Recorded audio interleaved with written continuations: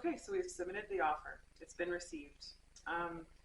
The realtor, so there's different situations that can happen here. Okay, so the offer you're submitting can be flat out rejected. The homeowner says, you know what, I changed my mind. I want to stay in this house. I'm not okay to sell this house. And I've seen it happen. Other times they might say, you know what, I'm not going to budge off this purchase price. They're offering $10,000 below the purchase price. I'm going to say no.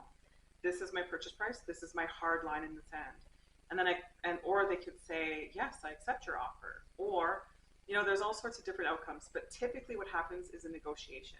There's a conversation that needs to happen between two parties, with the realtors facilitating this, where we come to a mutual agreement and a win-win for everybody involved, the buyer and the seller.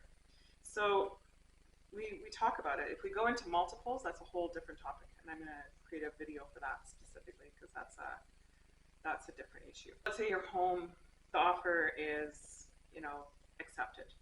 You have $10,000 down. That needs to be in between 2 to 4 business days from the time that the offer is accepted. And that needs to be submitted through bank draft, certified check, or e-transfer. It depends on the brokerage that is listing the house.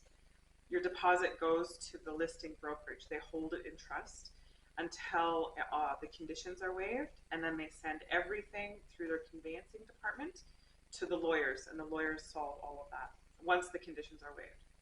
But anyways, backpedaling a little bit, they accept your offer. You have to go through or we go back and forth. We negotiate on the price, we negotiate on the purchase, maybe on the deposit, we negotiate the terms and conditions. Maybe you want the pool table thrown in, and they say, no way, that's my family heirloom.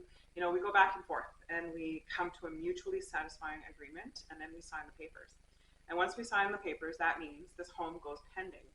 And when the home goes pending, that means your offer is exclusive. Your offer is the offer that is the priority. There's a signed contract between two parties on either side that we've come to an agreement. Nobody else can put an offer in or compete with that buyer.